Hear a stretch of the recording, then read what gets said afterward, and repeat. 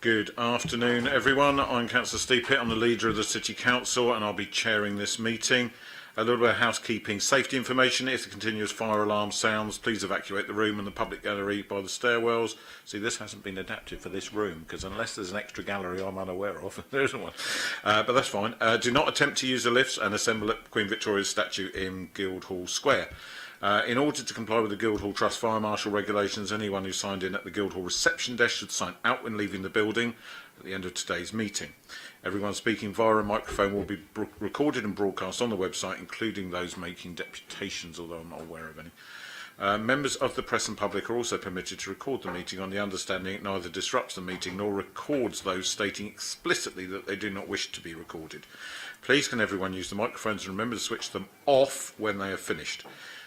We have all read the reports, so officers, please just highlight any developments that have occurred since publication or key themes that you think it is important to draw to the attention of the watching public.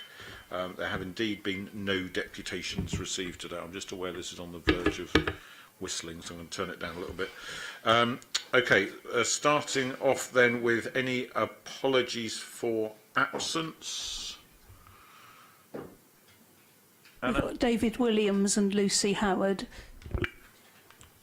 Any apologies from any Cabinet members? I think we've got one from Ian Holder, have we not?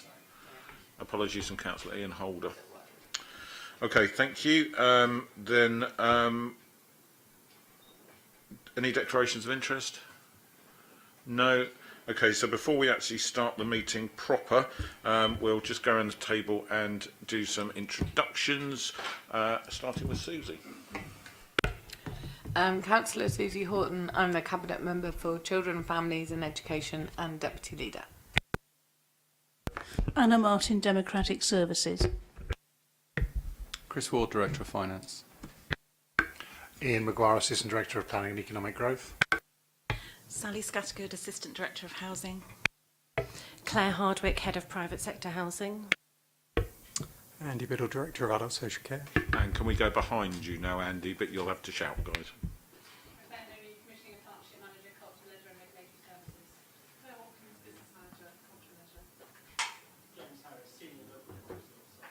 And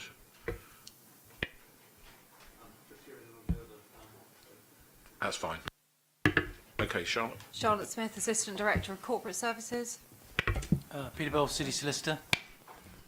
James Hill, Director of Housing, Neighbourhood and Building Services. Mark Sage, Tackling and Poverty Coordinator. Gerald Jackson, Cabinet Member for Transport. Kimberly Barrett, Cabinet Member for Climate Change and Greening the City. Darren Sanders, Cabinet Member for Housing and Tackling Homelessness. Matthew Williamson, Cabinet Member for Community Wellbeing, Health and Care. Yeah, Councillor Lee Hunt, Cabinet Member for Resources, which also covers artificial intelligence.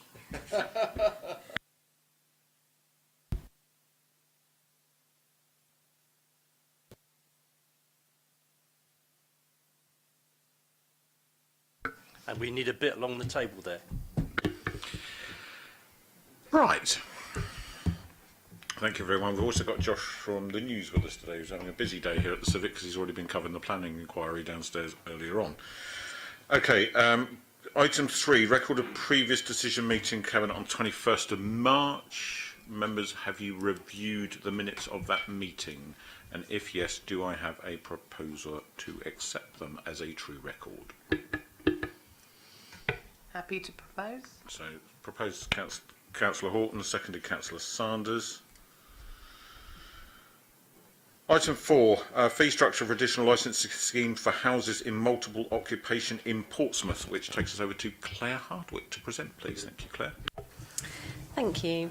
So this report follows the report on the 22nd of November 2022, where Cabinet considered additional licensing for houses in multiple occupation, and through that report made the decision to introduce a citywide designation for additional licensing, which will commence on the 1st of September.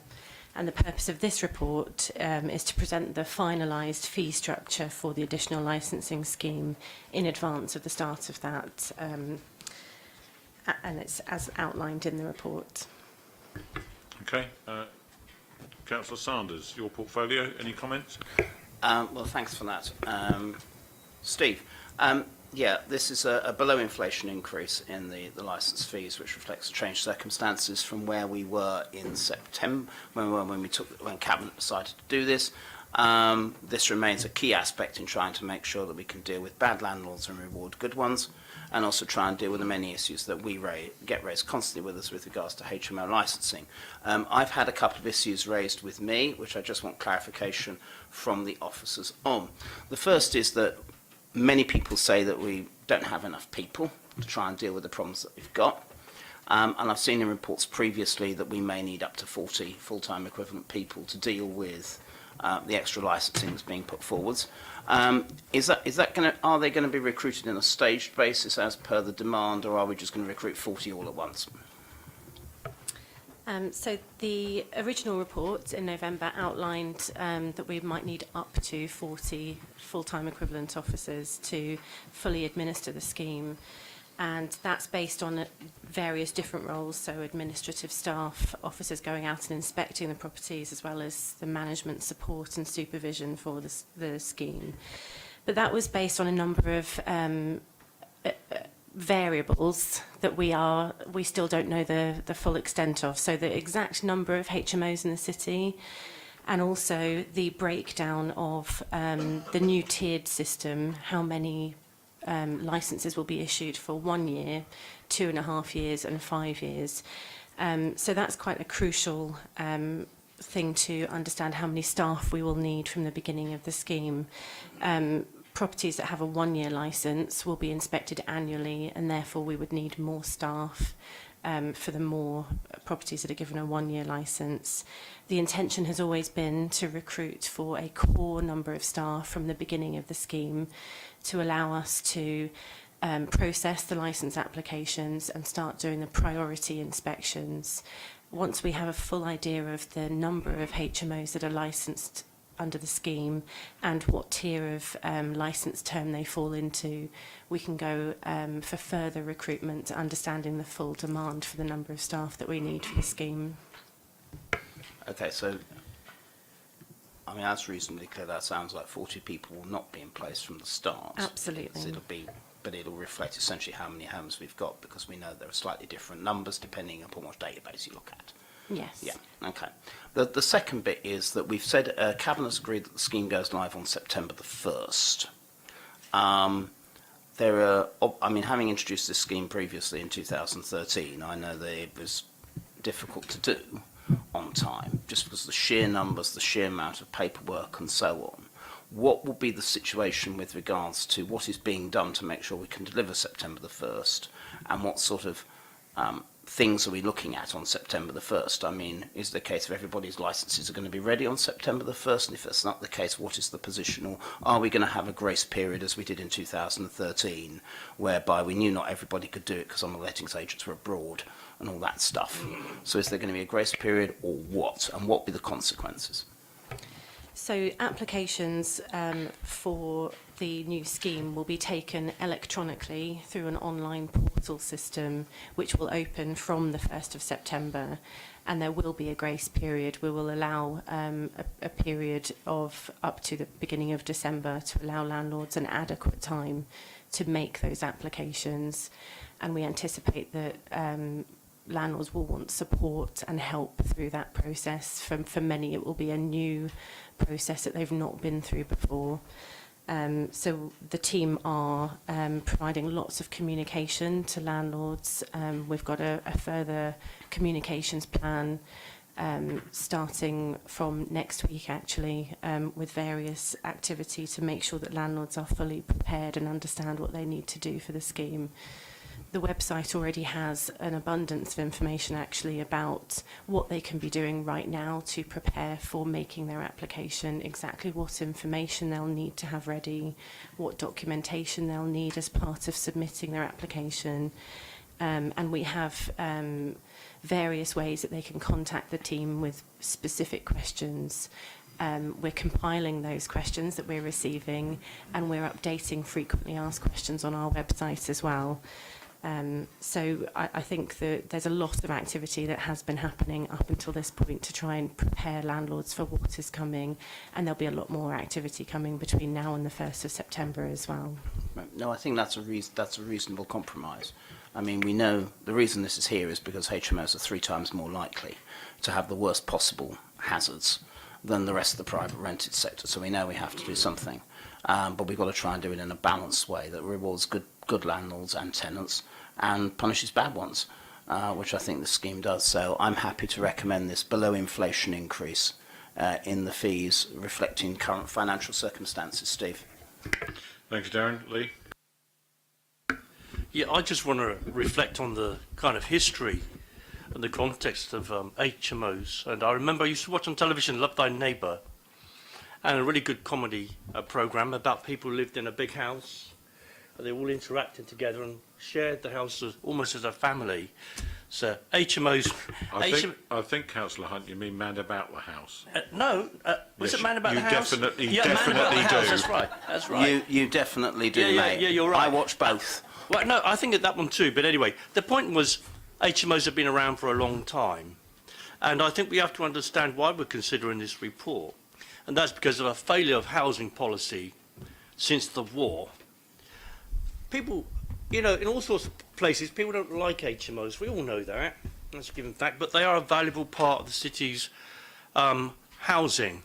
And they house people who are police officers, nurses, all sorts of professional people, young solicitors. They choose to live in shared housing, so they are important. But also controlling and regulating them in the way that this administration and our previous administration has done it has been hugely commendable, driving up the standards of HMOs in all sorts of different ways, through licensing and through controlling them through the policy, the so-called 10% policy, which Portsmouth was the first one to adopt, I think, and lots of other councils have followed us. So this here amounts to something, I've worked it out, and excuse me if I got the maths wrong, but it's about 62p per day for a HMO to drive up the standards even further, to ensure that we have real regulation right across the city, so that neighbours can be assured that people are visiting HMOs to make sure everything's being done properly, and tenants can also be assured that they're going to be looked after as well.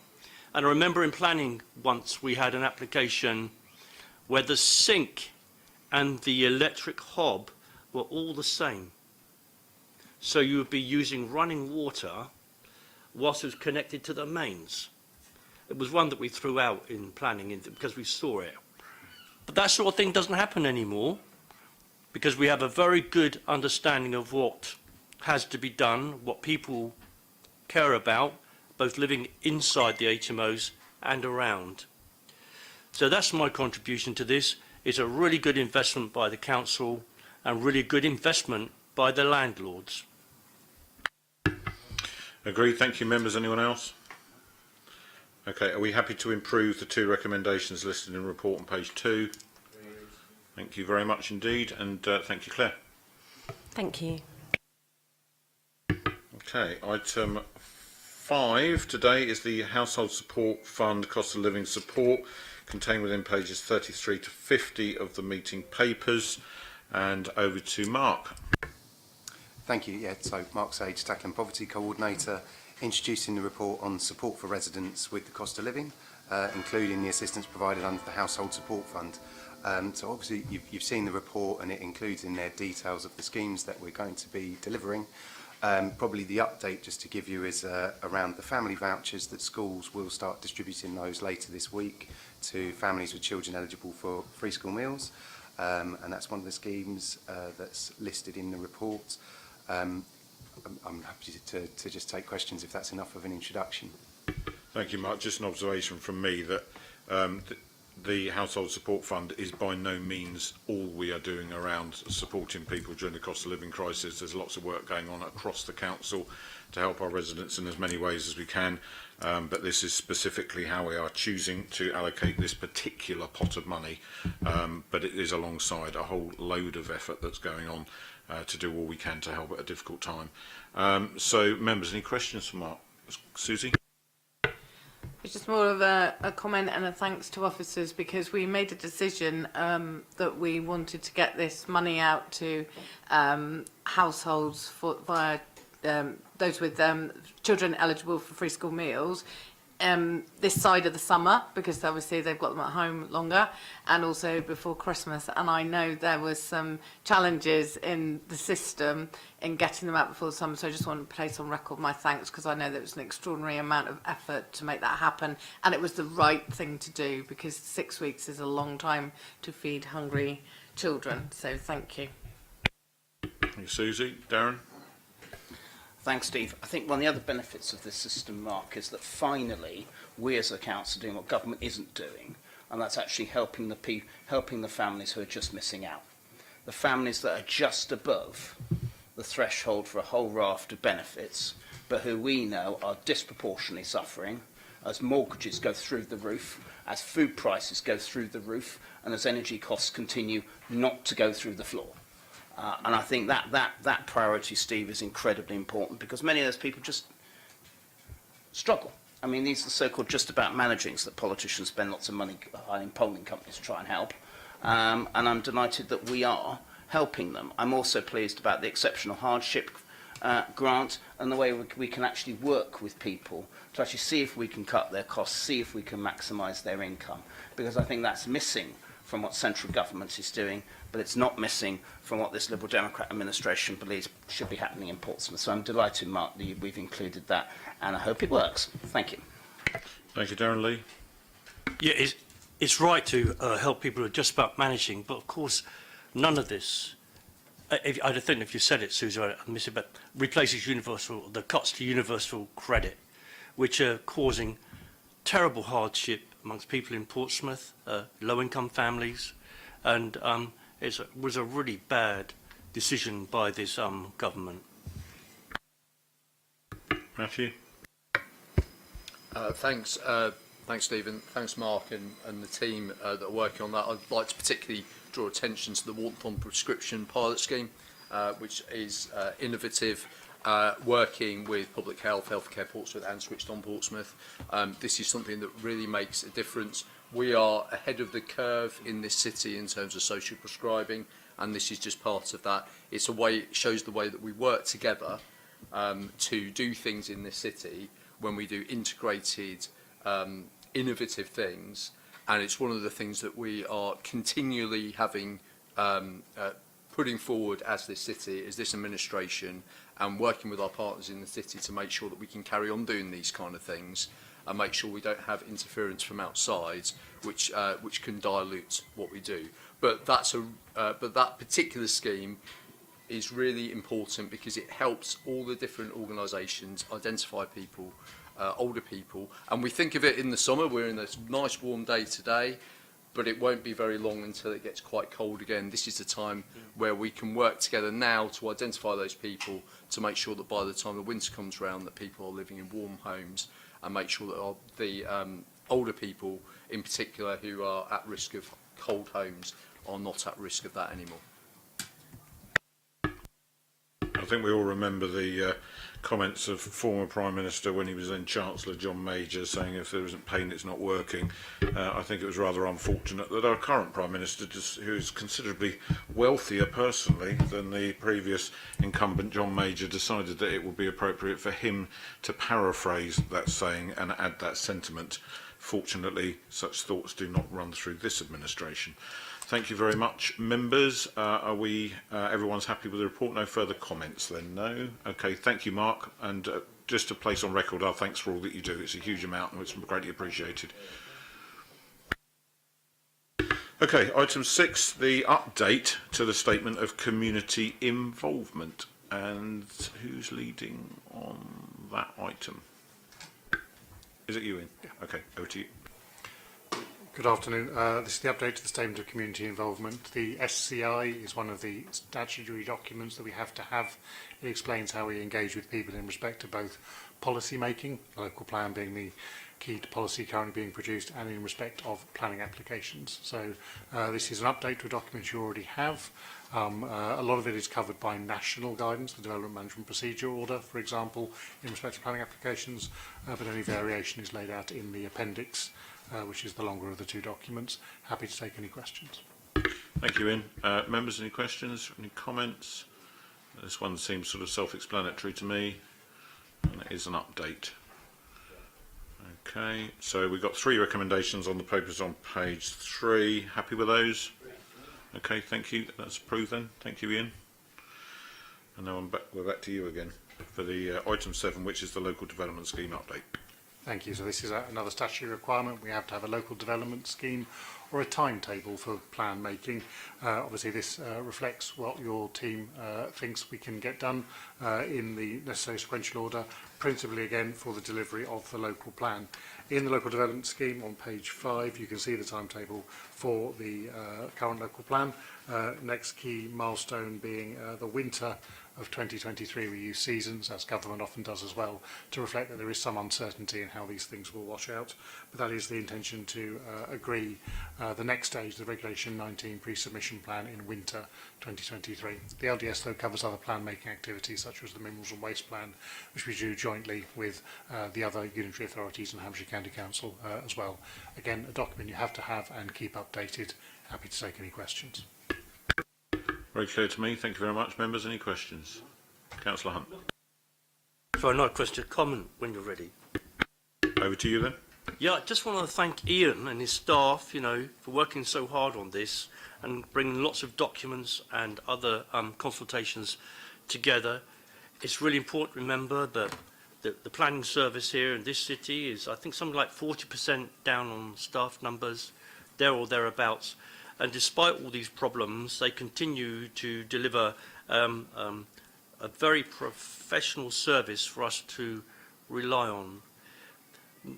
My only regret about all of this is if the government had not cut local government funding so much, I mean hugely, people should understand, yet still they see a service delivering in the best way that it possibly can. And I'm sure you're all aware that planning officers come in on the weekend now, voluntarily, to move planning applications forward faster than before. And so that threat of designation that was hanging over us is being addressed. I believe, Ian, that I can't remember which one out the 7 that we failed. It was which one was it? The non-major applications. The non-major application, that's right. And we were at 68% rather than 70%, which prompted the letter from the Minister. And I believe we're moving up towards... We were 63.8 and we're now, as of last week, 91%. 91%! 91%, what a turnaround. What a turnaround. Excellent work by the planning services here, who frequently come under political attack, I'm sorry to say, but up to 91%, and that's something to be proud of. Whether or not to stay there, I have absolutely no idea. But what I do know is that planning officers are working their butts off to serve this city well. Thank you, Leader. Thank you very much, Lee. And I know that if he was here, which Anna, we need to add to the minutes, Councillor Hugh Mason did send apologies for today because he is at the St James's inquiry representing the council. So that needs to be noted. And I know that if he was here, he sent the rest of Cabinet an update report which reflected the update we've just had from Ian, and that we are all extremely grateful for the Herculean effort that's gone into making sure that that risk of designation has disappeared off into the sunset, hopefully. Although I have to say, I thought it was flaming cheeky in the first place, to be honest. Yes, but anyway, threat removed, hopefully, and progress towards a local plan, and done so cross-party and in discussions with other members to try and make sure that we're all on the same page is greatly appreciated. So thanks to the team for all their work. Members, can I ask you that if there are no further questions, that the Cabinet approve the updated LDS as set out in Appendix 1? Yeah, agreed. Thank you very much then, and thank you, Ian. Please don't feel we need to... Oh, you do you next one as well, aren't you? I've just noticed. You're on a roll, 3 in a row. So number 8 is the QA Hospital Emergency Department support. This is quite unusual, so if anybody's watching, I'll just ask officers, please, to give us a little bit more detail on this one, just to explain why we are here. Thank you, Chair. Community Infrastructure Levy is the subject that we're here to discuss. And the purpose of the report is for Cabinet both to note the content and to then take on a recommendation to full council of the granting of just under £437,000 from community infrastructure funding to Portsmouth Hospitals University NHS Trust. The second recommendation is to write to Portsmouth Hospitals to confirm in shorthand that any future major projects take account of the costs of community infrastructure levy and the intention of that particular cost to contribute to local infrastructure when there's major developments in the community. So CIL, Community Infrastructure Levy, is a charge that the City Council has levied since April 2012. And under 3.1 and 3.2, there's some more technical information about how that is done, the rates it's charged at, etc. 3.3 and 3.4 talks about how that's split up proportionately, and the fact that there is also a CIL element that is awarded by ward, depending on the councillors in that particular ward, when there are developments in those wards. There is a list at 3.4 of those types of infrastructure which could be wholly or partly funded by Community Infrastructure Levy, and one of those is hospitals. So moving through into 3.6, there's the breakdown of the charge of that CIL to Portsmouth Hospitals on the basis of floor space. This is in relation to a new emergency department that's due for opening currently in autumn 2024. There's some history in the rest of the report around a previous grant of CIL that was made to Portsmouth Hospitals, and that was in relation to a modular ward and a new car park that was constructed on the site. And in exchange for that, they're listed 3.6 are the changes and improvements that Portsmouth Hospitals committed to as a consequence of that CIL, particularly picking out the barrierless access to car park, electrical car charging infrastructure, and the rehabilitation garden that was put in as a consequence of that. So we had contact, and there's a slight inaccuracy at 3.7. We had contact in December of last year, but I put that as February of this year, where there was a request from Portsmouth Hospitals that the council consider a grant of CIL in respect of the development of the new emergency department for the amount that I've mentioned. Going through 3.8 and into 4, the reason for the recommendations, it's a new emergency department. It'll provide more up-to-date facilities and greater space for the residents of Portsmouth and the residents of Hampshire that use that emergency department. And on 4.1, the proposal from Portsmouth Hospitals is to purchase a scanner, a Quillen Prism CT scanner. I couldn't tell you what that is, but I know it's a scanner. With part of that money if the CIL is granted to them. Those are the broad thrusts of the report, really, the broad information contained within, and I draw your attention as well from section 7 onwards, finance comments around the fact that this amount of community infrastructure levy has not been depended upon for this year's capital budget by the council. However, does mean that the capital budget for 24-25 would be lower by that amount. Happy to take any questions. Understood, Andy. Thank you very much. Before I go to members, Ian, anything from a community infrastructure levy kind of sits with your area? Anything you want to add? The only thing to add, and just for clarity, it's well out and has been mentioned, obviously there is a proportion of the total monies that the hospital will be seeking that 437,000 from the Central Council. A separate application process will be followed, as members are aware, to apply to the ward pots, the neighbourhood CIL slice, and that will be commenced dependent on today's outcome and led by the Planning Service. Thank you for that extra clarity. Chris, any finance comments you wanted to add that haven't been covered by Andy already? Okay, thank you very much. Members, any comments? Matthew? Thanks Stephen, and thanks for the report.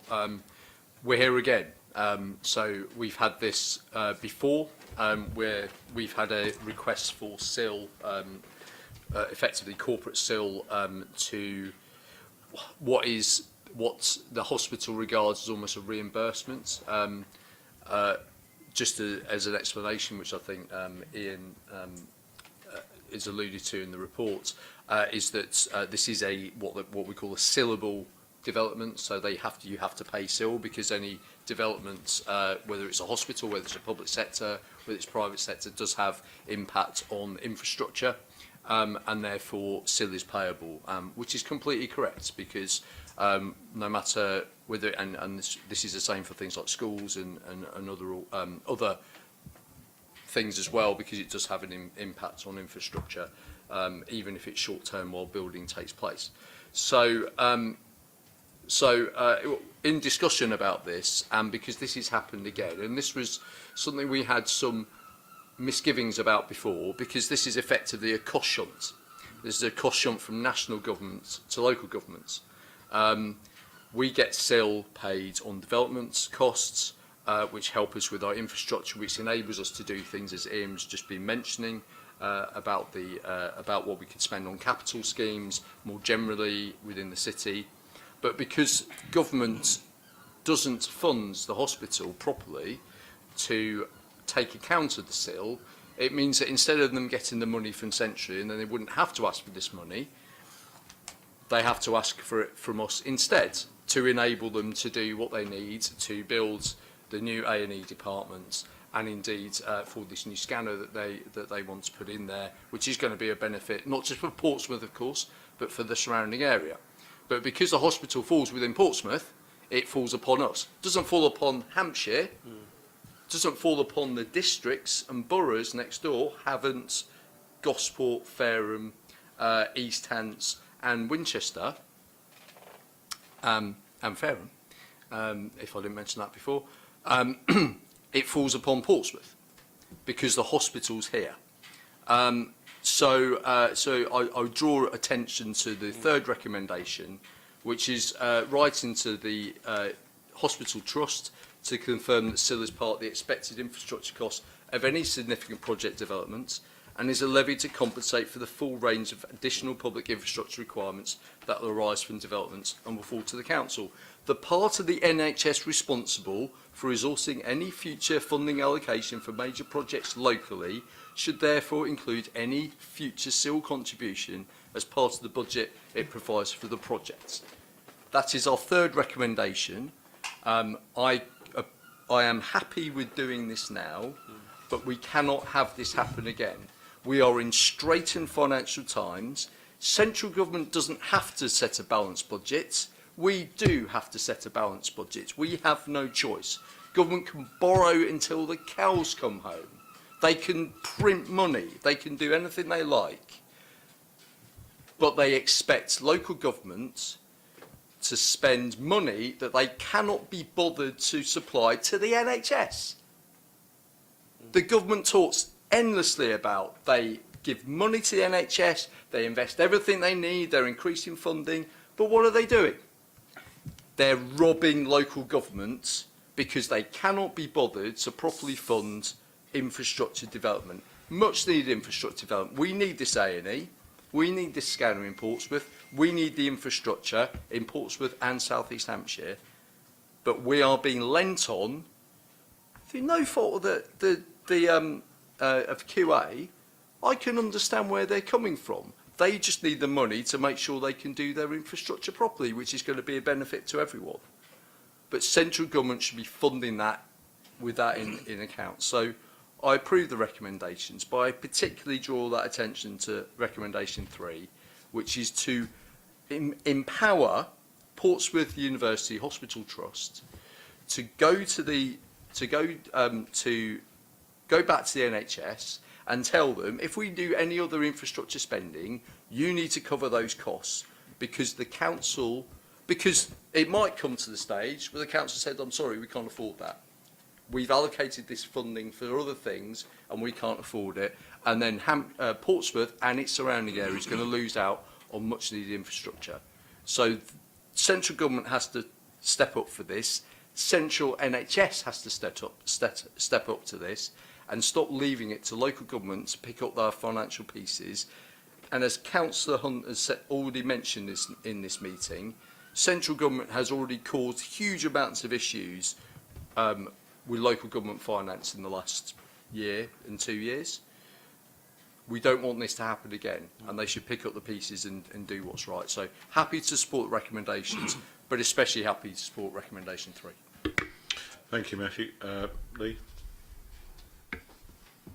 Yeah, Councillor Winton makes really good observations, doesn't he, about the outlying areas not contributing to this, not because they don't want to, I suppose, but because that's just how it is. That's how the regulations are, not their fault and not the QA's fault, as you say. But as also, just to reinforce what he said, this is basically giving them their money back. But it's really important to do because most of us here use the QA, and it's a good hospital. And what is really pleasing is that by doing this, and we've been planning for this, not just yesterday or the day before, but for a long time. And this administration, one of the reasons it's not in the same difficulties, financial difficulties as, say, Hampshire or Southampton or other councils that we see around the country, is that we plan. And we sit down with officers and we work out sometimes years ahead. And this has been, we've been considering this, I think, for what, 3 or 4 months now, something like that. So it's not suddenly come upon us, but we know what's happening, we know why, the good we're going to do with this money. And it's also important that people understand that this scanner, which we'll be helping towards, will significantly contribute to the improved care and patient outcomes. Nothing could be more important to us as people of Portsmouth is the care and the well-being and the health of the people that we help to serve and look after. So it's a really important decision that we're making today. And I think, as others have said earlier on, the other success of Portsmouth is that we work in partnership with so many other people, the university, councils around us, voluntary groups, and the QA. And this is really important for people to understand. It's not just us leading on this. We're just a part of the machine that helps look after the people of Portsmouth. So I'm really pleased we're giving them their money back for every good reason, and really look forward to all the things that Matt mentioned earlier on. But I think his observation about the surrounding councils, that's something that an new incoming government needs to look at. You know, if we do get a Labour government or whatever, they need to start investing back into local government and into the NHS properly. As yet, I haven't heard very much about it. They seem to be just going along with the status quo at the moment, but hopefully that will change. Thank you very much. Members, anyone else? No, I mean, Matt's very helpfully already read out recommendation 3, which is the long one, so I'm not going to reiterate that. There are other recommendations there to approve it and to note the content of the report. Are we happy with all of those? We are, good. And then the second phase of it, which is the Ward Sill part, will then be triggered by that decision that we've made today. Worth noting, of course, that it's not just the central Sill pot that's not going to go into benefiting people, but the local residents in Cosham who would otherwise have been able to do that, and we ought to be appreciative to the Cosham Ward councillors who had previously indicated support for this process. So thanks to them as well. Thank you, Ian. Andy, you're staying with us to do the next item, which is the Housing and Social Care Scrutiny Panel Response Report. Thank you, Leader. So the report's in front of you. This was a scrutiny committee inquiry that took place in the last municipal year, particularly focused on respite care for those unpaid carers in Portsmouth, and specifically those people who care for somebody who's living with dementia. The recommendations for Cabinet are to note the recommendations of the review together with the officer responses, Under 3.3, the background, what we've set out there is the subject, the body of the review, the evidence that was looked at, and then we've moved straight into the responses to the recommendations. I think it's worth highlighting throughout really the acknowledgement of the care carried out by informal carers and the contribution they make not only to our city but nationally. We saw a recent report from Carers UK that talked about the value of unpaid care in this country being in the nature of about £145 billion a year, which is what it costs us to run the NHS. And that sort of brings home how much we depend on informal care in this country, some 6 million odd folk, and we think it's probably more than that, according to the last census. So the recommendations are varied. They're talking about support for informal carers and the ways of doing that, including practical support. We have recommended that the Cabinet approve all of those recommendations as adult social care. We're working on nearly all of them, I think. And the outcome that we'd like to see is a greater recognition of informal care and greater provision for informal carers in any of the decisions that we make as a local authority. That's probably broadly the body of the report, but happy to take any questions. Andy, thank you very much. Councillor Matthew Willington. Thank you very much, Steve. Thanks, Andy, for the report, and mostly thank you to Kirsty Mellor and the rest of the scrutiny panel for doing this work. So last summer, I had a conversation with Kirsty. They were looking to think about what scrutiny they could do, and it was something that we've been, myself and Andy, when I came back into my cabinet position, we're having some conversation about what might be a useful one, because they were scrabbling around a bit at the time and not sure what to do. So we mentioned carers more in general, and then the panel obviously came down on this particular one. And it's one of the great strengths of scrutiny panels is they can do a lot more detailed work than we're ever able to do, and a broader scope than we're ever able to do as cabinet members. But also look at it in a much more holistic way and actually go out and take that time to evidence gather, ask specific questions, and come up with answers. And it was great to see panel members at the Carers Count events in November last year, where we relaunched our carer strategy, and also on a personal level, in my now former job when I worked for Silent Minds, speaking to carers at the activity group of Reminds up in Cosham, and that was really good to enable people to have that interaction and actually torpedo some assumptions, because that's one of the things about when you ask these questions, and I think this is one of the great things again about scrutiny panels, is you can ask questions but the answers you get might be, well, that's not the case at all. Actually, it's something completely different, and actually that's not what we've got the concerns about, it's something else. And that really does come out in that report. And so the report that they've done from the scrutiny panel really does reflect what carers have told them, and it's really, really helpful for us within the community wellbeing, health and care part of the council, within Andy's adult social care department, within the carer centre, which is part of that, but also for us as a cabinet, as Andy's just said about what carers do and the value they are. I always say carers, if we didn't have informal carers, non-paid carers, our entire society would fall apart. They are the absolute core of our society, and they are the people that I am the most proud of in this country, because without them we would not be able to do anything. So that really captures this. I'm really pleased to accept the recommendations of the report, and I think it gives us a lot of things that we can really aspire to, having heard from the horse's mouth about what is really important to carers in this city. Thank you, Matthew Lee. Yeah, so that people, I mean, I always like to humanise this. As far as we're concerned, we're not some sort of group that sits here and looks at things.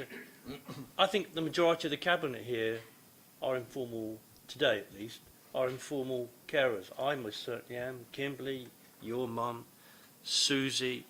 And Gerald certainly used to look after his mother too. So all these people that I'm talking about, they have dementia.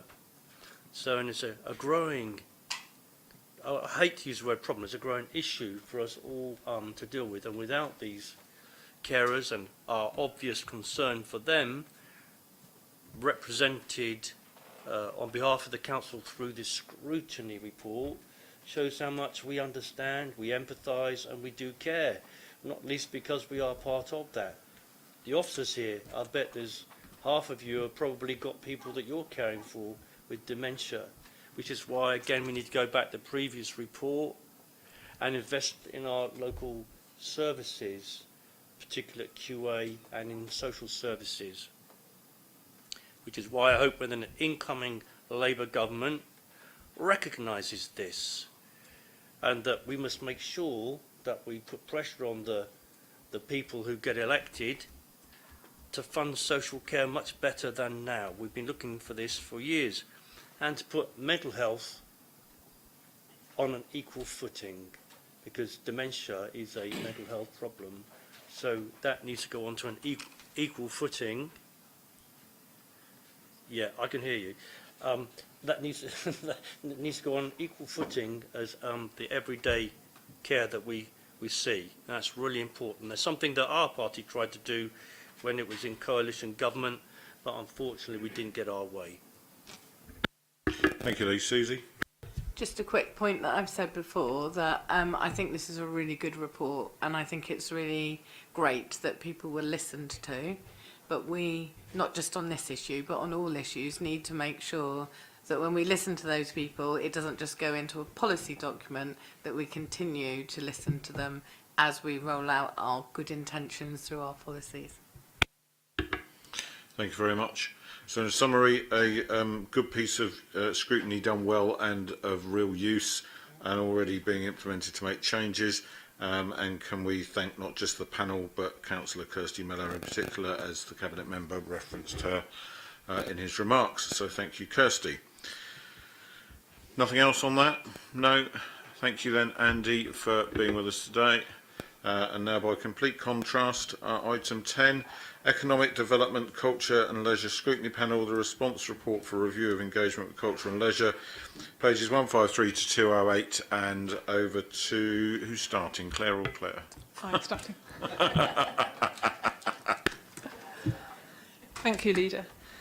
So this report, you'll see we've had 17 points raised by the scrutiny panel, and we added a further 12 points for consideration and reflection.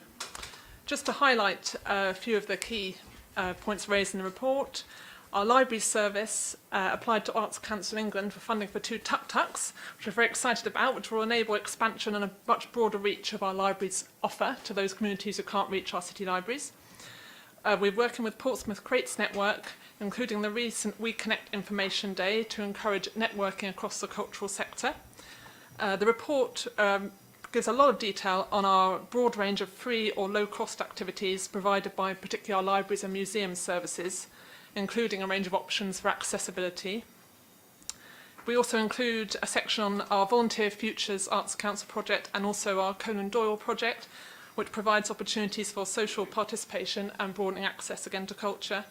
And we've also included a section on the operations of our contracted leisure provider, BH Live, towards health and wellbeing outcomes in the city. Thank you. Thank you, Claire. Claire? Nothing specifically to add, other than I'm here to support Claire with any specific questions members may have. Okay, technology is playing up a little bit there. That's you.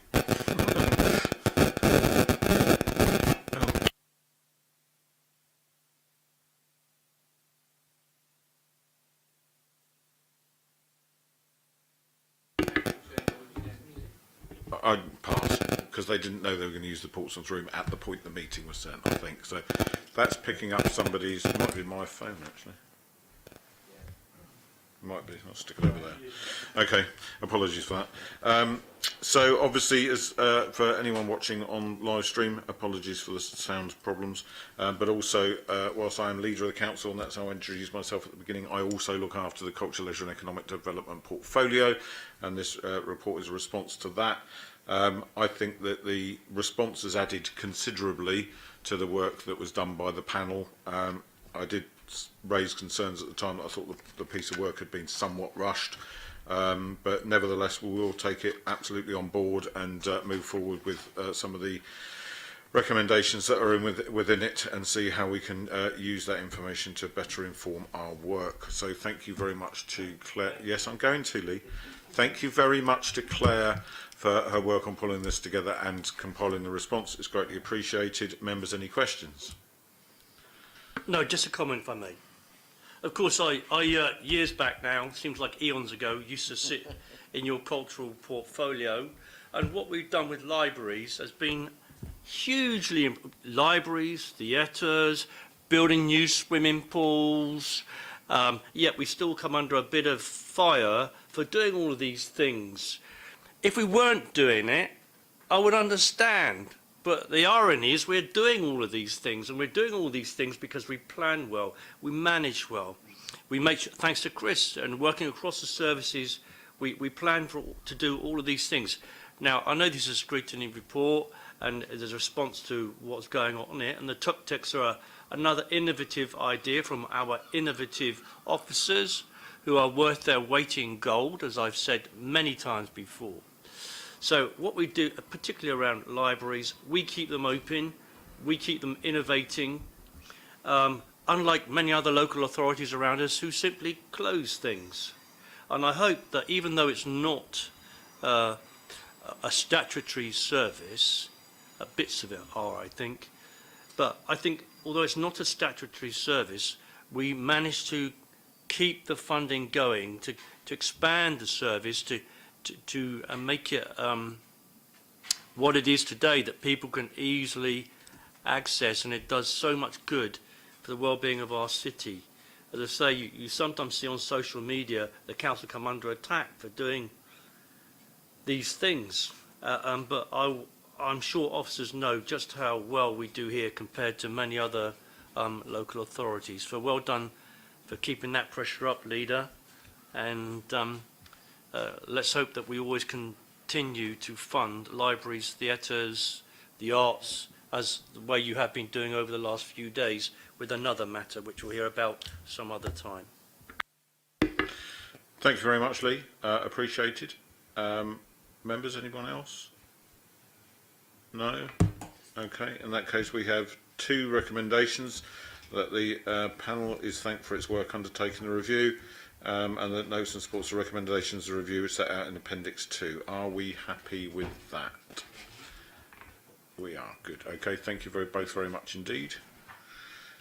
Item 11 on the agenda today is another one. It's the Education, Children and Young People Scrutiny Panel Response Report for review with school attendance, and that's Mike, I believe. Dave?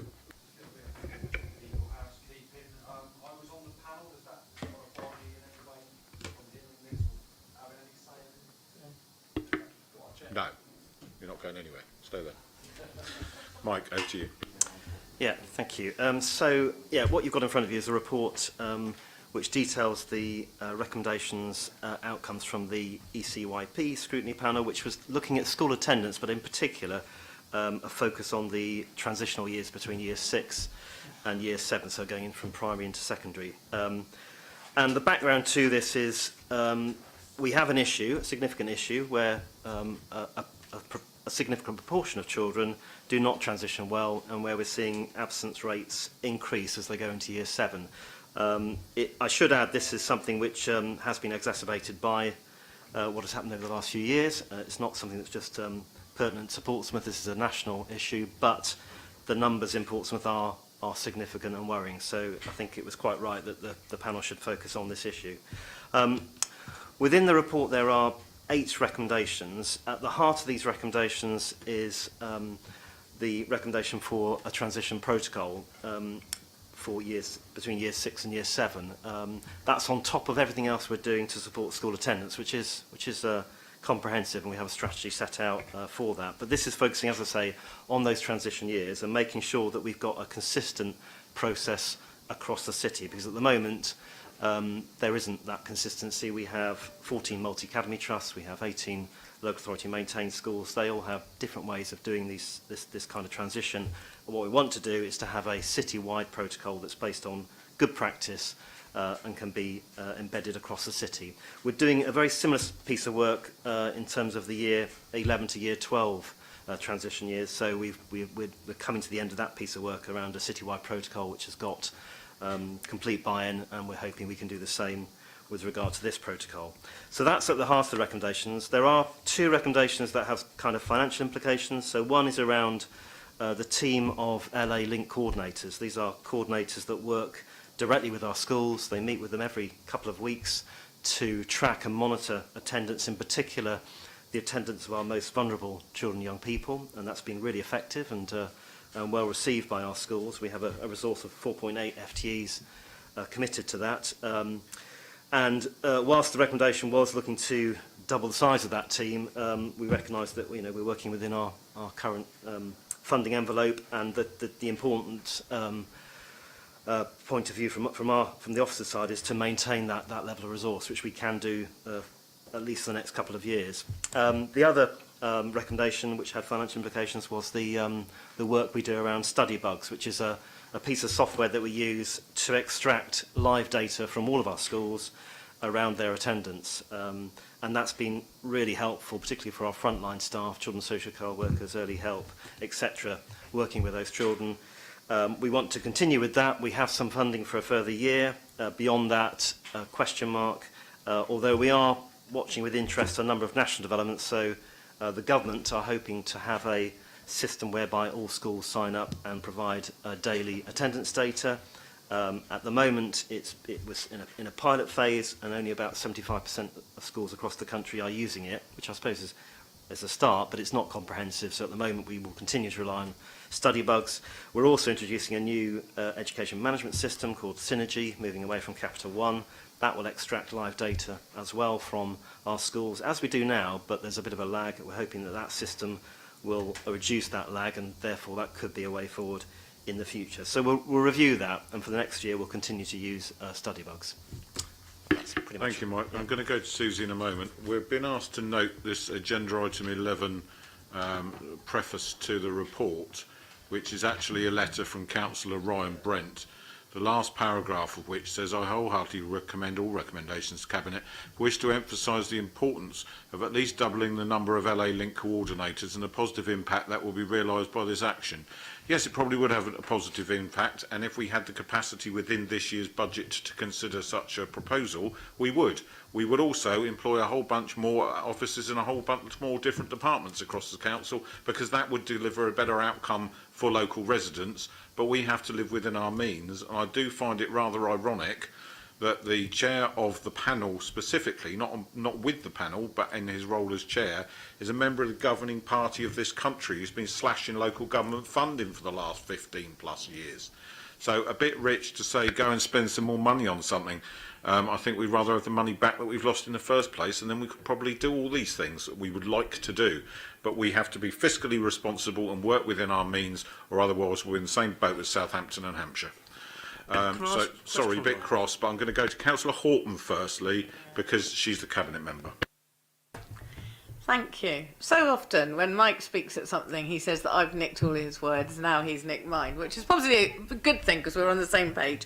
No, just a few points to echo some of what Mike says, but also to reinforce the point that Steve has said, is I think this is a really good subject to choose, and we all know that nationally, pre and post-pandemic attendance levels are very starkly different, no less so in Portsmouth, where we were already doing a lot of work to try and get them to where we'd got them.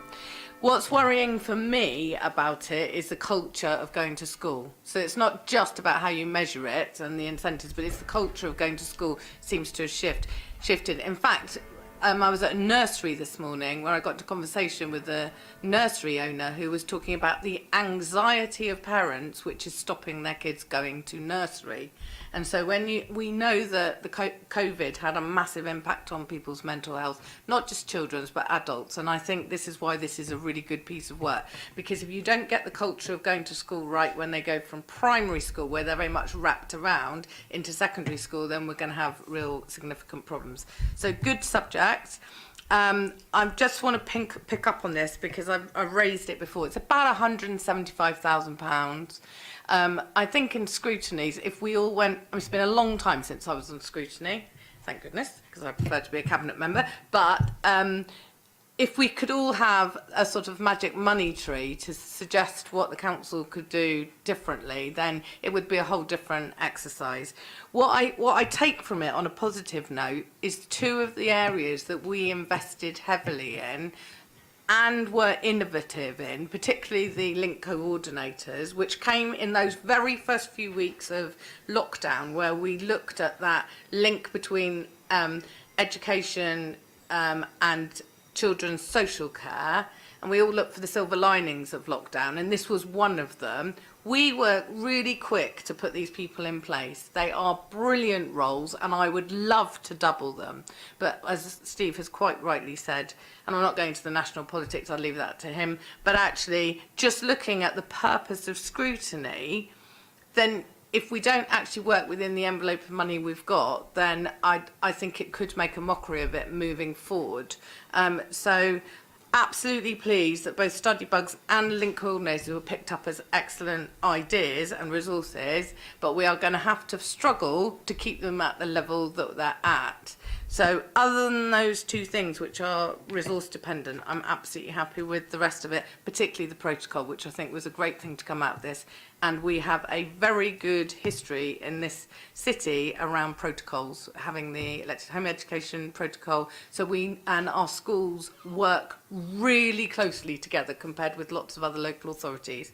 So yes, on the whole, good.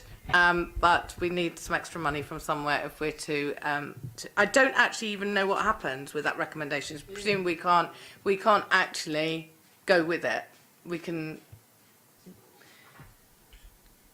So I'm going to ask the Director of Finance if a scrutiny report comes out in 12 months' time that strongly recommends that every house in the city has a jacuzzi fitted, will we be needing to follow that recommendation? Because actually this looks badly, I'm afraid, of gesture politics and undermines the huge amount of work that goes in from that team to achieve what they do in a very difficult environment, and I don't think that's where we should be at. But your views, please.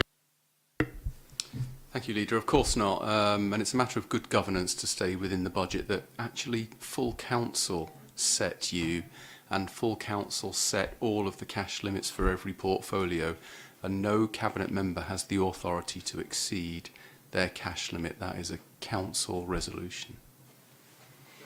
So if anyone was watching and hoping for a jacuzzi report next year, it's not happening because it's not real. Lee. Yeah, this is what I wanted to understand. This is why I wanted to come, and I beg pardon, kind of went before you, but I was a question before we got to comments. I don't understand. I thought in scrutiny, and Gerald put his hand up, sorry, I thought in scrutiny that if you did something that impacted the council's budget, you couldn't do it, or you had to identify where the funds would come from. So that was my understanding of scrutiny when I did scrutiny, that you weren't allowed to do this.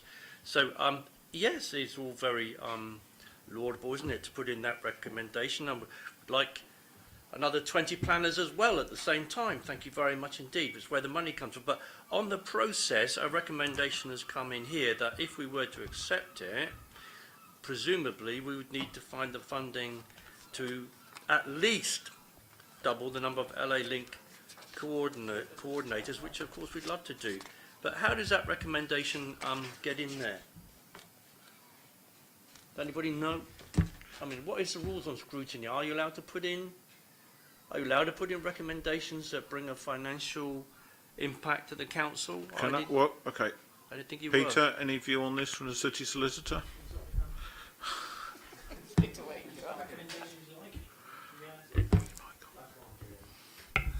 You can put what recommendations you like in. The reality of the fact is you can't go behind the budget. And the Section 151 officers just told you that.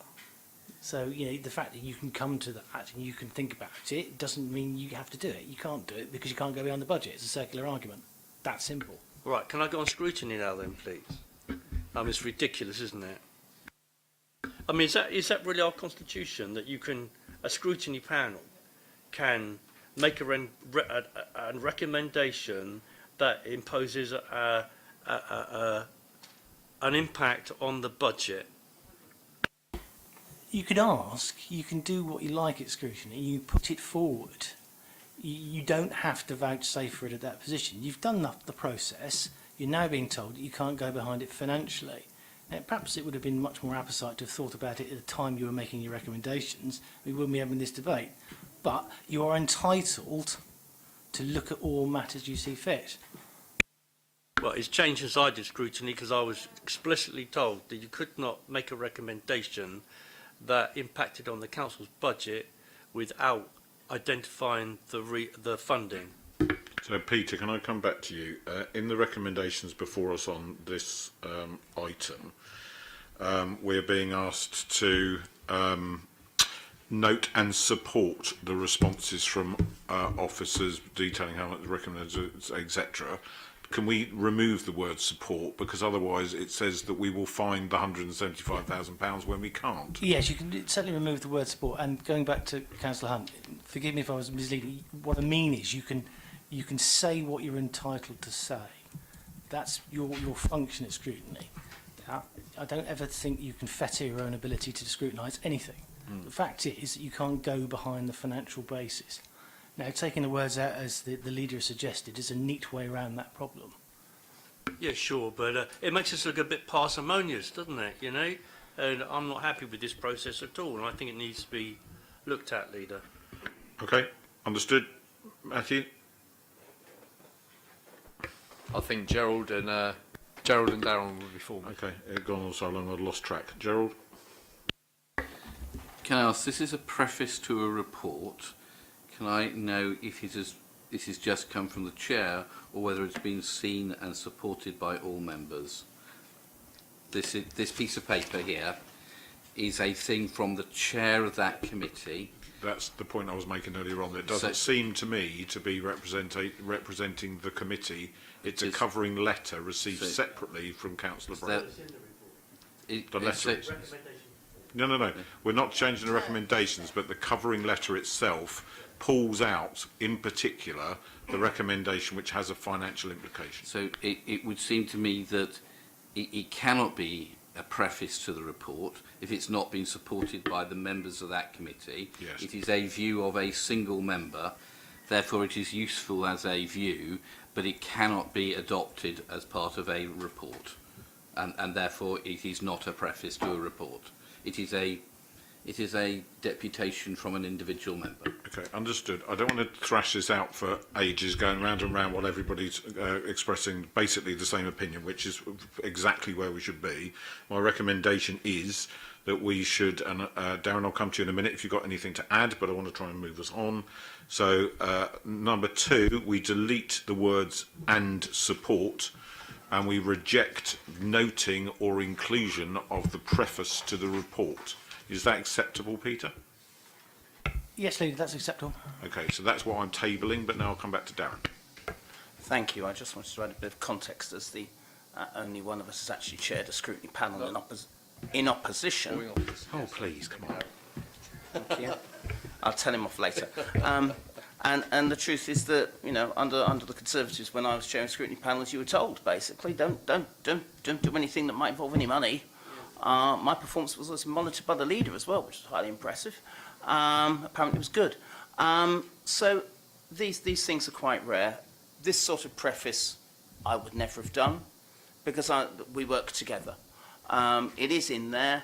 There is a response in there, which is fine. I would also say, Leader, as you may know, the budget was uniquely approved by councillors of all political groups that existed at the time, which is unheard of.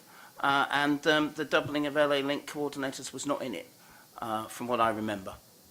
So I'm sure it happened this year. It is a bit off, It's a process, people have to put things forward, but we all agreed the budget together, which is unheard of. Thank you.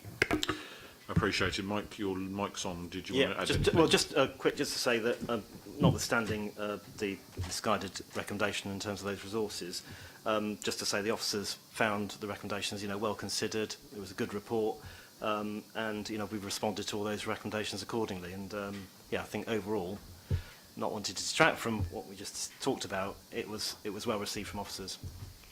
Yeah, understood and noted. Just, I think the main thing to get across this afternoon from the debate and discussion we've just had is about setting precedents that leads to worse outcomes. Because the whole point of scrutiny is to add value and do exactly what Matthew was saying earlier on about having the ability to spend the time doing the deep dive. If it were to become a series of recommendations which were just a magic money tree wish list, as Susie referred to, then that undermines the whole process and removes its value, and we'll be paying the chairs £3,000 a year to do nothing of any productive value, and there's been precedent for that. So that's not where I want to go. So members, are we happy that with the deletion of the words "and support" and the rejection of the not previously received preface to the report letter, we are happy to receive the recommendations? But before we do that, Matthew. Thank you. And just very quickly, I was in my first 2 years on this council, in 2012 to 2014, I was the chair of a scrutiny panel. I went to a conference in the autumn of my first year on the council. It's for young councillors when I could go to those kind of events. And one of the things we did there was we went. It was about how to do good scrutiny, and it was a reminder to everyone there, whether you were in administration, in opposition, as a chair, or involved at all, that scrutiny is a tool to be used to, as I was saying earlier, to be constructive and work through, because you can't put any financial burden on the Cabinet, because the way our Cabinet system works has to go to Cabinet, and then Cabinet have to accept the responses. They gave really good examples of where scrutiny had been used as a stick to beat the Cabinet with, and the Cabinet had just completely ignored the entire scrutiny report, because they said, well, there's financial implications and there's no constructive thing there. The whole thing about scrutiny, and we've seen in our other 2 scrutiny reports that have come today, really constructive, sensible, all-party working, and practical implications. Unfortunately, and as has been mentioned, there are some fantastic recommendations in here, but they haven't had the discipline, and I'm afraid this comes down to the chair. The chair has not had the discipline to say to the scrutiny panel, hang on a minute, we can't put any additional financial burden onto things. This is, as Darren has said, this was agreed by everyone. The budget for the council was agreed by absolutely everyone. Uniquely, it was a joint budget in the end, and we all agreed that. So to put any additional burden on there, unless you identify where things could be dropped, and that would be in discussion with Cabinet members, with the Cabinet, etc., that you say, actually, we think this could be done in a better way, let's have a conversation about it. So I think this is the point. This has been taught as good practice for well over a decade of how to work within a Cabinet system and have good scrutiny, and those things have not been followed in the way that this report has been presented, and that's a real shame. And I think that just needs to be a bit more discipline and understanding for scrutiny chairs about what good scrutiny looks like. And I can heartily recommend that they should go to the Local Government Association, have a look at their website, have a look at the reports that are done there, and do indeed attend events and get an idea of how good scrutiny works. I think that's something that I know we're doing the stuff about training for new councillors at the moment and things, and I think that might be something to include in the future.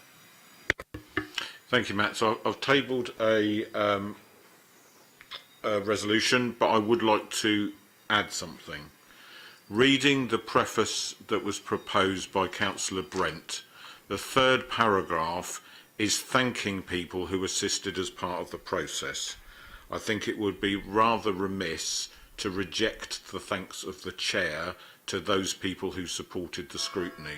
So my proposal is that paragraph 3 be slightly amended to say that Councillor Brent would like to convey his sincere thanks to all the officers. Anna, you've got a copy of the rest of the paragraph there that will then be included so that we have noted that thanks. It would be unnecessarily churlish to leave that out. So is everyone happy with that and the previous resolution? Yeah. I mean, I'm really not happy about the way that this has happened. It's come through a process through the officer corps. The recommendation 4, in my opinion, should not have been there. I don't know how it's got there, and it shouldn't have been here today, in my opinion. And it has kind of upset a rather good report, and perhaps it's just sheer lack of experience right at the beginning, rather than something else. So I'd like to, and I think that there needs to be some training around this, so that people better understand what it is that they can make recommendations about. I think that's really important. Otherwise, we shall find ourselves, as Matt says, rejecting otherwise very good reports for every, and all the good that they do. Okay, noted. Thanks, Lee. I'm going to propose to change the order of the agenda slightly, because we've got to go through the outside organisations and member champion positions, etc., which might take a little while. So in the interests of moving things on, and because it's quite a brief report anyway, and she's been with us since the beginning, Charlotte, would you be happy to do item 13, please, which is the Spinnaker Tower sponsorship? And then Lisa, I'm going to come to you next, and we'll finish with the outside body stuff. Thank you, Leader. You've all read the report, so just really briefly, it was to provide the Cabinet with a formal update on the background to the new partnership arrangements with Macmillan Cancer Support and our approach to attracting that brand partner following the decision by Emirates not to renew during the pandemic. Just sets out for you the approach that we took, including a significant amount of work from a specialist agency to look for a big brand partner. That wasn't possible due to the market conditions. The agency worked with us with a different approach, and we have secured a partnership with a charity brand, Macmillan Cancer Support, that will enable them to benefit from fundraising opportunities connected to the tower and the visitors to the tower, and still enables the council to secure income to support local services. So since the report was written, the Macmillan brand is now painted on one leg of the tower. So unless there's any questions. No, I just wanted to place on record, though, thanks to you, because I know you really stuck with this and made sure that we got a decent outcome. And actually, I think much better than just a corporate resolution to it, which would have undoubtedly, put more money into local services. But this is an opportunity for us yet again to do something in partnership with the voluntary and community sector, which this is. Definitely is. It's a charity who are working really, really hard to support a lot of people within our local community year in, year out. And by forging this partnership with them, it enables us to shine a light on what they do, to attract attention, and therefore hopefully much more fundraising ability and profile for them, which is really important. And I know, having met with them, that they're really keen on this, and that they, if as long as all goes well, it's successful, that we'll be talking to them about continuing that partnership. So I really do wish Macmillan a huge amount of success in making this partnership work, because the synergies between what they provide for our community and what we want to see provided are so good here, and it's to be commended. We all know that the corporate sponsorship market utterly collapsed around the time of the pandemic. It was already strained, and then it completely collapsed. So instead of walking away from that opportunity, Charlotte, you and others with you pursued a different route, and I think that was really visionary, and that we've got a fantastic outcome. So thank you very much for that. Members, any comments? Lee? Yeah, I mean, I've been around this council a long time now, so, obviously, I don't know if everybody was here before. Some of us were, that I stood up in the council and opposed the United Arab Emirates being up and down, and it was a fight. A real fight to get people to understand it was unethical. And what a huge difference to what has been achieved by Charlotte, the comms team and the regeneration team in getting Macmillan to sponsor the tower in this way. And they will, as you say, Leader, benefit from this enormously, because there'll be many more jumps and abseiling and goodness knows what now in order to raise money for. I'm afraid it won't be me. I am terrified of heights, and there would be a stream of water coming down the legs if it was me. So I do it in other ways, but I'm afraid I just cannot do heights. But to see this massive change, you know, and difference between the previous Conservative administration and ourselves is gargantuan, a very different approach, and I hope I'm sure people in the city will recognise that. So I'd like to congratulate everybody involved, including the leader, deputy leader, regeneration, comms team, everybody. It's a massively different approach to before. Thank you very much. Any further comments, members? Dave?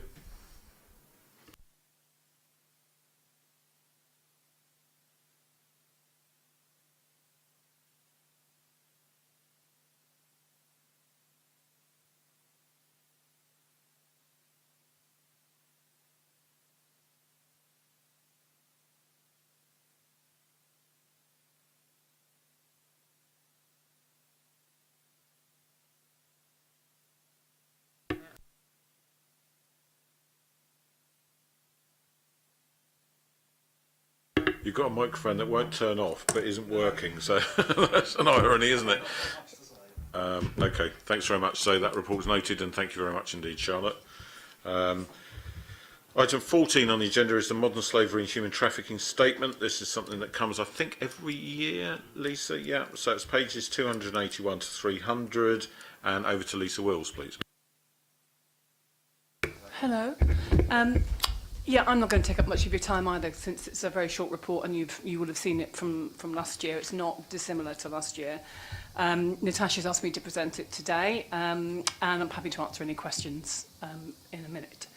The report covers the proposed modern slavery and anti-trafficking statement, which replaces the one that's currently on the PCC's website.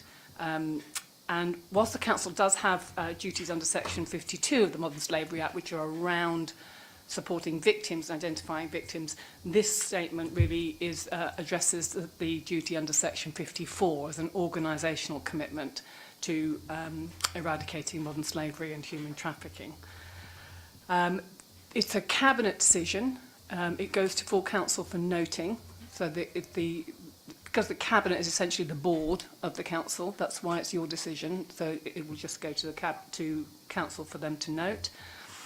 So the report just highlights some of the progress against the improvement plan that we set out last year. The improvement plan for the coming 12 months is set out in item 11. I think the activities are very similar because we're on an upward trajectory with this, because it's not long since we've published our first statement. I think it's 2019.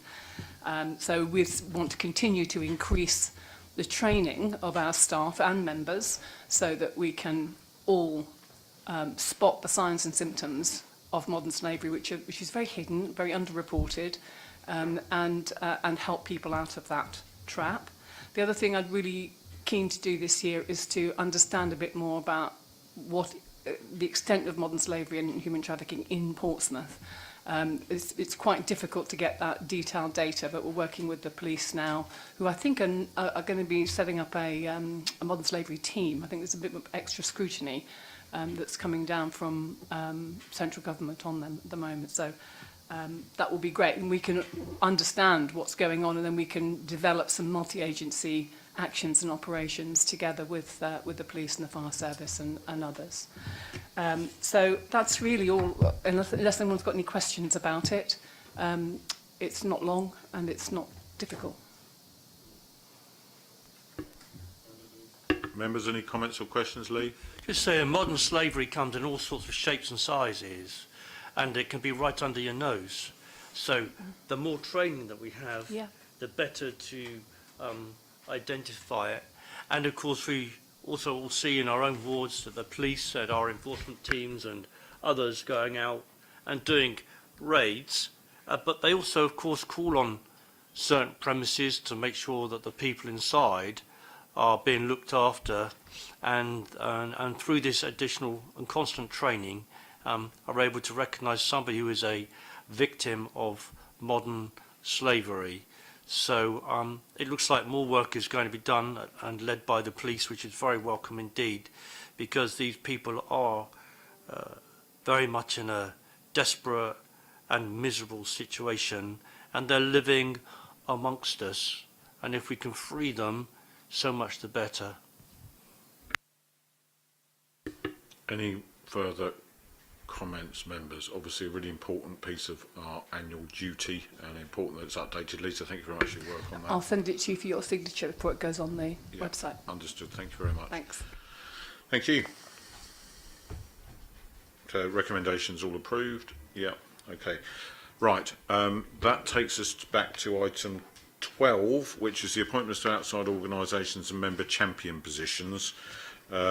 We've got to a lot of pages here, but we need to work out the ones where there are contested positions effectively, don't we? So and there's an awful lot of them. So from the top, page 1 is on page 248, I believe, of the meeting papers. This is 243 there, but the relevant page is 249 is your first one. Can I just ask a procedure? Have we not got a list of those which are contested rather than... Oh, going you have for done every that, one? James. Okay, Yeah, so that's if it going to would save a assist. lot of Yeah. aggro. Thank you very much. Otherwise, we can just adopt the rest. Yes, okay. Over to you then. Thank you, Leader. The report before Cabinet is an annual report to appoint members to outside organisations. Cabinet is also invited to consider appointing member champions. The appointments with nominations, as you've said, are listed at Appendix 1 for Cabinet to consider, and I'd like to draw your attention to those positions which are contested.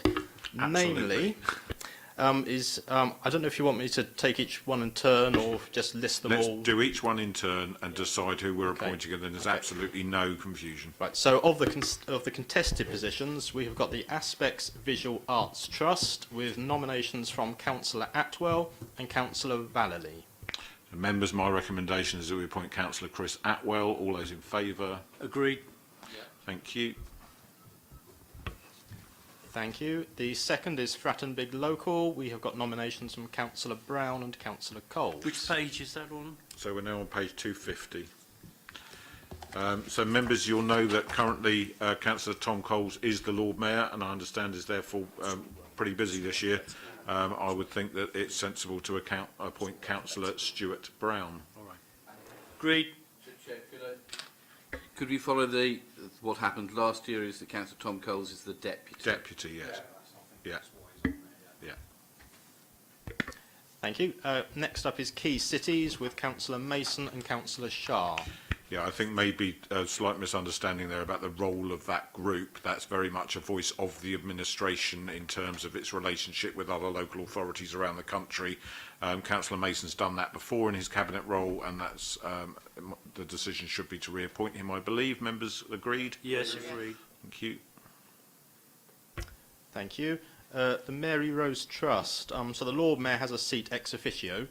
However, we also have two other seats, and we have Councillor Mason, Councillor Vernon Jackson and Councillor Vallely, who have put their names forward. Members happy to appoint Councillor Hugh Mason and Councillor Gerald Vernon Jackson. Agreed. Thank you. Motivate. We have Councillor Horton and Councillor Heaney who have put themselves forward. On my papers, I've got Councillor Horton and Councillor Fielding. Quite correct. Sorry, Leader. It's all right, just proving I'm paying attention. I do that to Chris sometimes, it annoys him. Motivate, I believe Susie were the observer on it previously, and you're happy to carry on doing that, so nomination is Councillor Susie Horton. Thank you. Patrol is slightly different. There are two seats, one main member and one deputy, but we have two members put themselves forward, and they are Councillor Barrett and it is Councillor Heaney. Councillor Barrett, do you want to be on patrol since you're actually here? So, Chair, this was done when I was on holiday, and I'm happy to do it if Kimberly doesn't want to. as she has 44 children to look after. I understand, but I'm happy for Graham to be the main person on it. It just seems to me this is the dullest organisation in the existence of the world. Okay, members, shall we appoint Councillor Graham Heaney as he's requested to do the role? Okay, that's understood. James, are you doing these in alphabetical order? I'm doing them as in the order of the. So can I take you back to, please, to the New Theatre Royal Trust, which followed Motivate, where there is one vacancy and 2 nominations. My suggestion is that we appoint Councillor George Madgwick to the New Theatre Royal Trust. Need assent? No. Okay, that's fine. Right, carry on. We're tag teaming quite well on it between us. We haven't missed anything yet. And sorry, when we get down to it, the Port Advisory Board, I have new nominations to add to the list. Okay, that's fine. Okay, so similar situation to Patrol, and having main member and deputy members, it's for Cabinet to decide who is doing which role. So Project Integra Strategic Board, Councillor Ashmore, Councillor Barrett. Well, if it's PR, we've jumped one. So I think, but the thing is, Gerald, that the Port Advisory Board, that might just be a change. So there are 7 people altogether, I believe.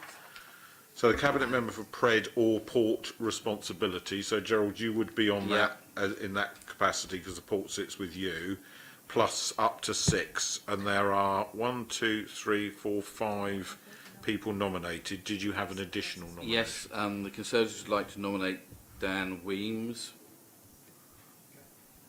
And I haven't had a nomination from the Independents, but if we do, I think it would be important to be inclusive. And their spokesman on transport is Brian Madgwick, but I have not had a response from George. We can't do that because that would take us over the top. Well, we could change the number on the. It's our committee. We decide how many we want. Yeah, it's not an outside body as such, No. is it? So we could do. It's not a decision-making group. It's just advisory. So can we add Councillor Dan Weems because he's asked to join it and there is a vacancy, and can we ask Dem Services to contact Councillor Brian Madgwick and extend the offer for him to join the Port Advisory Board as well, should he wish to do so, especially since Councillor Smythe is on there and she's a single independent on her own, and therefore it would seem relevant to invite the independent party to put somebody on. Is that all right? Yeah, everybody happy with that? Right, back over to you, James. Where are we at now? So the Project Integra Strategic Board, 2 seats, main member and deputy. We have Councillor Ashmore and Councillor Barrett. Well, that's up to you guys to agree which way round you want to do that. Yeah, unless I've got it wrong, but yeah, because on the Cabinet one for that, I'm the main one, and Kimberly will go down as deputy. So we're just switching roles this year. That makes sense. Thank you. The Portsmouth Plastic Free Coastline Steering Group, Councillor Barrett and Councillor Shah. You wish to remain on that, Kimberly, as the Cabinet member with direct responsibility for work on that. Understood. Everyone happy? Okay. Thank you. The Southern Regional Flood and Coastal Committee, Councillor Mason and Councillor Smythe have put themselves forward. Where are we now? 255. Yeah. So suggestion would be that Councillor Mason is the main representative, and are we happy that Judith Smythe can be the deputy? Yeah. Yes. Okay, so that's a continuation of the last municipal year. The rest of the ones on that page are all as nominated.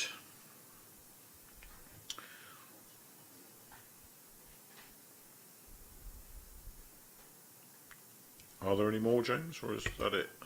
There's no more contested positions, but I just want to draw Cabinet's attention to the fact we've received no nominations for the Hampshire Buildings Preservation or the Maritime Archaeology Trust.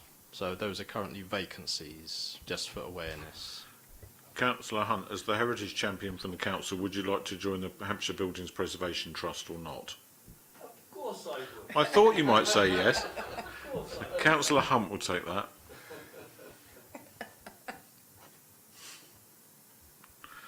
And then I don't think, from memory, the maritime one is, we've got no obligation to appoint. There's just an invitation to do so. Correct. Okay. could we please contact them so that we don't just show up and say we don't currently have a nomination, but if one comes forward, that we will let them know. Thank you. And welcome the opportunity to be updated on their work should they choose to do so. Thank you. Gerald? Sorry, can I go back to page 252 patrol? We're meant to put a main member and a sub on. So if Graham Heaney is going to be the main member, can I suggest that I am the sub? Yes, I think I thought that's what we'd agreed, but I might have missed it. Was that what you had, James? Good. Yes. Yeah. And if we've got a vacancy on the maritime archaeology thing, I noticed that Councillor Valley has put her name forward for several things which have been unsuccessful for. I wonder if a phone call to her to see if she would like to be on that might mean we'd have something. Very happy for the invitation to be extended.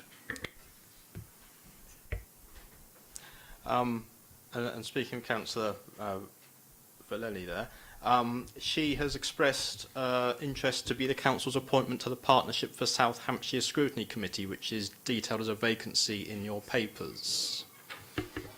I don't think we have a problem with that. No, it has I think to be an opposition member. It should, in good practice, it should be an opposition member.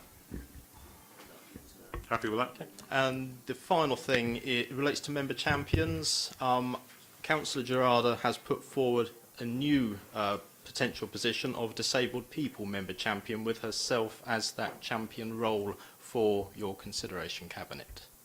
So I also note, though, James, that she's put herself forward to be the Women, Children and Domestic Violence champion because Councillor Kirsty Mellor did not put herself forward, and that there is no other nomination for that position. So we can't have people being multiple champions of things. That's not a very good idea. My suggestion would be that the role really sits with Councillor Willington around that, but I'd like to get his view. Especially since we do have Councillor Gerarda nominated for another member champion role. Thank you, Steve. So it's one of these things, isn't it? When you're off for a year, things happen that you seem to have more knowledge of than the people who were actually here, including Councillor Gerarda. This is the second year in a row where Councillor Gerarda has effectively gone rogue and decided that she wants to nominate for things that do not exist. And don't exist because of the protocol that was put forward that was agreed on the, let's look, 5th of January 2022 by the Cabinet Member for Communities and Central Services at a public meeting. And it says that, where are we? There's, on the protocol, it specifically says that it should not be things that basically fall within the remit of a cabinet member or indeed a ward member. So to have something for disabilities, well, that does fall under my remit as cabinet member for community wellbeing, health and care. On top of that, of course, we are the only local authority in the country that has a paid learning disability champion, which is one of our honorary aldermen, so a former Labour councillor. It does seem like Councillor Gerarda is not aware of that, or somehow thinks that learning disabilities don't come under the remit of disabilities. So I think the protocol is that that if you think there's a need for a new champion, you should come and speak to the cabinet, at least the cabinet member who might be vaguely involved, but more likely have a chat to the cabinet and say, you know what, there's an area that we need a champion in, which doesn't come under the remit of a particular cabinet member, and we should look at it in that way. I was a member champion when we didn't have this protocol, and this was the point I think we got up to about 10. And it was getting ridiculous, to be honest. And I was a member champion for something I was responsible for anyway, because it was the mental health champion, and that again comes under the remit of my portfolio at the time. So that's the whole reason why we didn't want to go on the proliferation of member champions, and also to make sure that we didn't have things where there was conflict and possible things around there. So I do welcome suggestions, but I would draw the attention of all councillors, the protocol that was passed on the 5th of January 2022 for members champions, and to have that discussion in terms of that. And so I'll just do a, if I may, Leader, just do a reminder. A topic for which a member champion is appointed should be an agreed sustainable corporate priority, be an issue that can be defined in terms of its remit, i.e. not open-ended, and not cover a matter which is a remit that primarily sits within the portfolio of a cabinet member or could reasonably be seen a ward member responsibility. So I thank Councillor Gerarda's interest in disabilities. I have to say I've never had any contact from Councillor Gerarda about anything to do with disabilities in my cabinet, in my career on the cabinet, and since she's been on the council.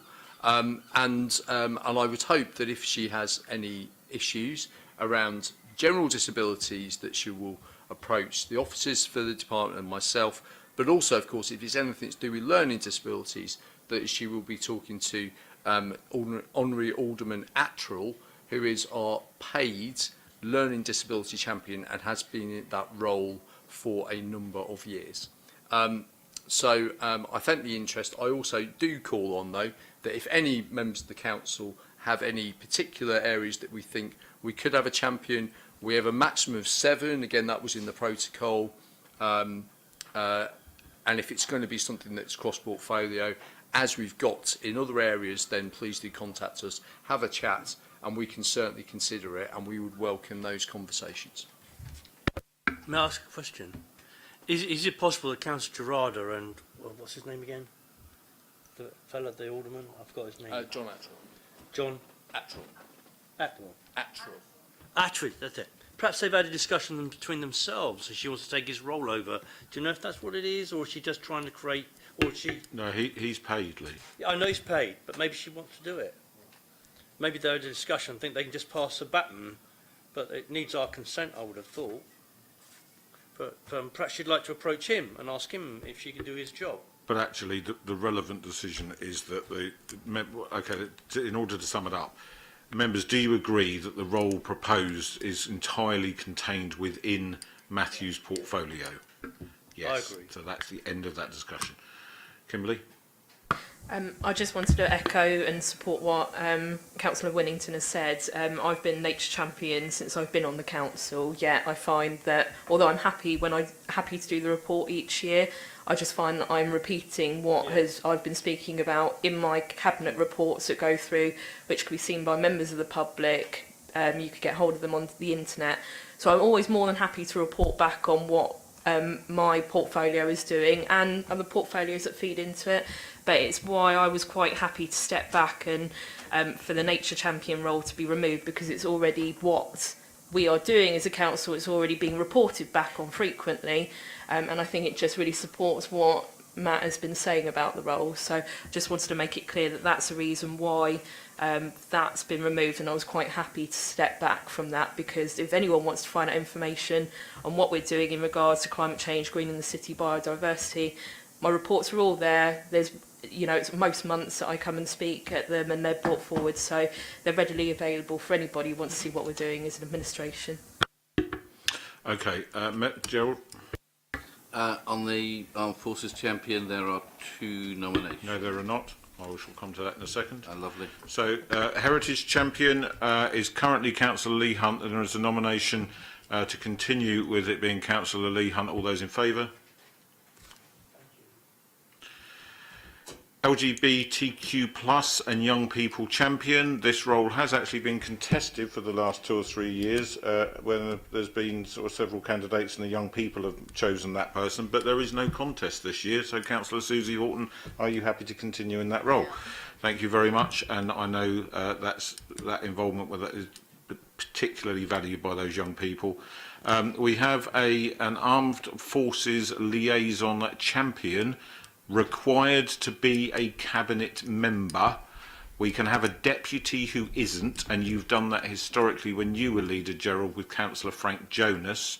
So my suggestion is that you continue as Armed Forces Liaison Champion and that Councillor Tom Cole should be your deputy. Are you happy with that? Happy with it. I think, to be accurate, it doesn't have to be a cabinet member, but if it isn't, we lose our gold accreditation. We do. And we could make a choice as a council that we were happy to do that. We should not. No, I agree, and I'm happy and Tom and I can work together. Yeah. So just for the, just let the chimes finish. So in case anyone's watching and they think what's all that about, we get a gold accreditation for our work with the Armed Forces on the Armed Forces Covenant, because the Armed Forces Champion of the Council is a member of the Cabinet of the Administration. If we made a different choice to that, we could lose the gold accreditation, and we know how important that is to all of us. So is everyone happy with that proposal, that it should be Gerald with Tom as deputy? Cool. Third Sector and City of Service Champion, that was Councillor Stuart Brown, and last year Councillor Ashgar Shah was his deputy. Councillor Shah is the only nomination this year. Are we happy?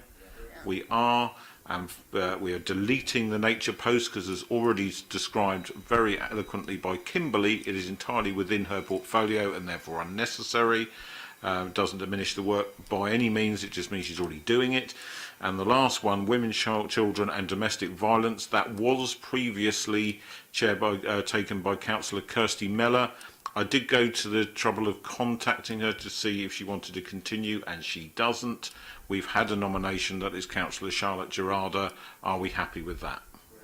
Okay, in which case I think, James, that concludes that item. Just for completeness, just to agree formally the non-contested positions, we've agreed all the contested positions, Yes, and good member point. champions. So, yeah, so we've been through the member champions, and we've been through all of the outside body positions. Any that were not contested, are we content to take those en bloc as approved? Okay, happy? Cool. In that case, I think I'm right in saying that that concludes today's meeting. Thanks. But comment from Susie? I have realised that having proposed the minutes for the previous meeting was the only one I missed last year. So someone else might want to propose. I had read the papers, which was why they were familiar, but I actually wasn't here. So for accuracy, I think someone else needs to propose them. I think Kimberly has proposed them. I'm happy to propose. I'm relieved that we dealt with that piece of admin in the room before somebody else noticed it. So, officers, thank you for staying with us today. Josh, thank you very much for being here to cover the discussions. Members, thank you.